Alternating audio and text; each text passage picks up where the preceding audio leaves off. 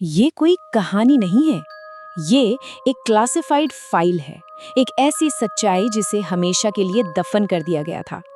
आज हम उन्हीं फाइलों को खोलने जा रहे हैं। चलिए रेवनफोर्ट के उस अंधेरे राज से पर्दा उठाते हैं। ये शब्द रेवनफोर्ट से जिंदा लौटे एक शख्स के हैं। सोचिए जरा, बिना किसी कॉन्टेक्स्ट के भी ये लाइन दिल में एक अजीब सी ठंडक पैदा कर देती है। ये उस रात की गवाही है जब मौत एक चुनाव थी। तो चलिए इन्वेस्टिगेशन शुरू करते हैं। केस फाइल रेवनफोर्ट एनोमली, एक ऑफिशियल डिसअपीयरेंस, एक पूरा का पूरा कस्बा जो रातों रात हर रिकॉर्ड, हर नक्शे से मिटा दिया गया। और यहाँ आकर कहानी दो हिस्सों में बट जाती है। ऑफिशियल रिकॉर्ड कहता है एक खतरनाक गैस लीक की वजह से शहर को खाली कर दिया गया, लेकिन सर्वाइवर्स टेस्टिमोनी वो कहती है शहर को खाली कर दिया गया था। एक तरफ एक हादसा, दूसरी तरफ एक आतंक। सच क्या हो सकता है? चलिए वक्त में पीछे चलते हैं। डे 0, उस सुबह जब उस सफेद कोहरे ने रेवनफोर्ट को अपनी आगोश में लेना शुरू किया, और उसके बाद वहां सिर्फ खामोशी बची। ये उस दहशत की शुरुआत थी जो धीरे धीरे सब कुछ निगलने वाली थी। और सब कुछ इतनी तेजी से हुआ कि किसी को संभलने का मौका ही नहीं मिला। सुबह 6:10 पहाड़ियों से एक अजीब सा घना सफेद कोहरा उठता है। 6:25 तक सारे रेडियो ब्रॉडकास्ट स्टैटिक बन जाते हैं।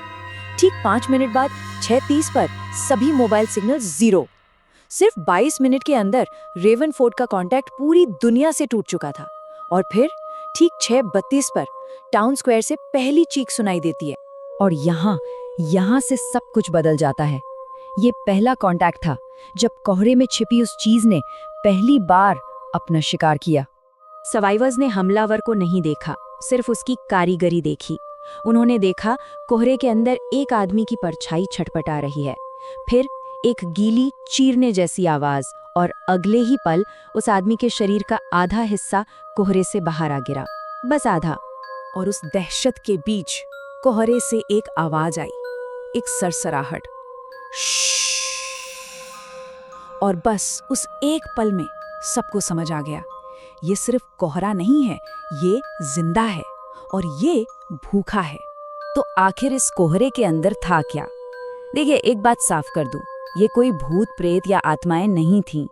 सर्वाइवर टेस्टिमोनीज के मुताबिक ये अजीबो-गरीब जीव थे, कुछ ऐसे जिनके बारे में हम सिर्फ उनके सेंसरी डेटा से ही जानते हैं। पहली कैटेगरी थी द क्रॉलर्स। जमीन पर रहते थे और बेहद तेज थे। उनकी पहचान थी उनके लंबे हाथ, 8 उंगलियों वाले हाथ। उनका तरीका सीधा था, पकड़ना और शरीर को 2 हिस्सों में फाड़ देना। फिर आते थे द फ्लोटर्स। ये हवा में तैरते थे, बिल्कुल खामोश। उनका कोई चेहरा नहीं था, बस मुंह की जगह एक काला शून्य। और इनका तरीका, ये शिकार को उठाते थे और किसी भी चीज से तब तक पटकते थे जब तक वो कुचल ना जाए। और आखिर में द हाउलर बीस्ट। इसे किसी ने नहीं देखा, इसका कोई रूप, कोई आकार किसी को नहीं पता। इसका हथियार इसकी आवाज थी, एक ऐसी चीख जो सुनते ही दिमाग में ब्रेन हेमरेज कर देती थी। मौत आवाज बनकर आती थी।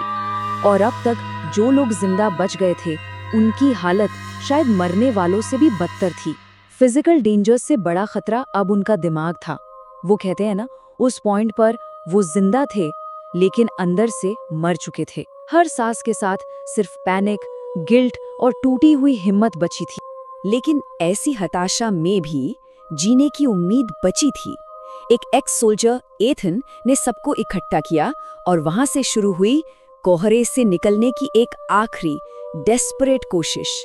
3 दिन के बाद रिकॉर्ड्स के मुताबिक इनिशियल सर्वाइवर्स की गिनती थी सिर्फ 12। एक पूरे शहर में सिर्फ 12 लोग जिंदा थे। लेकिन जैसा मैंने कहा, असली जंग अब दिमाग के अंदर थी। वो खौफ इतना ज्यादा था कि उन 12 में से 5 लोगों ने खुद ही हार मान ली। वो उस दहशत को और नहीं झेल पाए। अब बचे थे सिर्फ 7। ईथन का प्लान सिंपल था, पर इसमें गलती की कोई गुंजाइश नहीं थी। उसने समझ लिया था कि ये जीव आवाज और मूवमेंट से शिकार करते हैं। तो नियम साफ थे। पहला, टाउन के एज पे मेंटेनेंस टनल तक पहुंचना है। दूसरा, बिल्कुल खामोश रहना है, कोई बात नहीं करेगा। तीसरा, कोई लाइट नहीं जलाएगा। और चौथा, सबसे जरूरी, धीरे चलना है, दौड़ना बिल्कुल नहीं। मतलब अपने होने का हर सबूत मिटा दो। लेकिन अंधेरे और खामोशी में डर इंसान पर हावी हो ही जाता है। एक लड़की का सब्र टूट गया और उसकी एक घबराई हुई चीख निकल गई। बस एक चीख, और उस आवाज ने हाउलर बीस्ट को अलर्ट कर दिया। टनल से बाहर निकलने तक 7 लोगों में से सिर्फ 3 ही बचे थे। पूरे रेवनफोर्ड में से आखिरी गिनती 3। और जैसे ही वो 3 लोग टनल से निकले, कोहरा चला गया, बिल्कुल वैसे ही जैसे आया था। अपने पीछे छोड़ गया एक खाली शहर, साफ सुथरी सड़कें, न कोई लाश, न खून का एक भी कतरा, मानो वहां कभी कुछ हुआ ही न हो।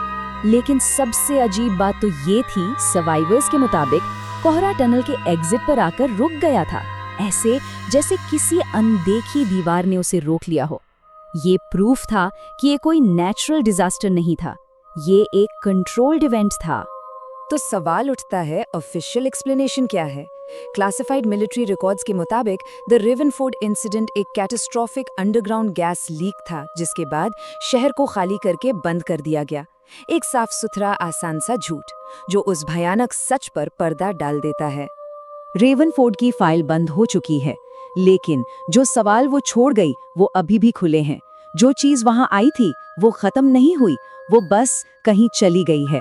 और ये हमें एक बहुत ही अजीब और डरावने सवाल के साथ छोड़ जाता है, अगर वो कोहरा वापस आया तो क्या हम तैयार होंगे? ये घटना एक वार्निंग है, एक याद दिलाने वाली बात कि कुछ सच कहानियों से ज्यादा डरावने होते हैं। ये कहानी नहीं है, ये है हॉरर एट 9।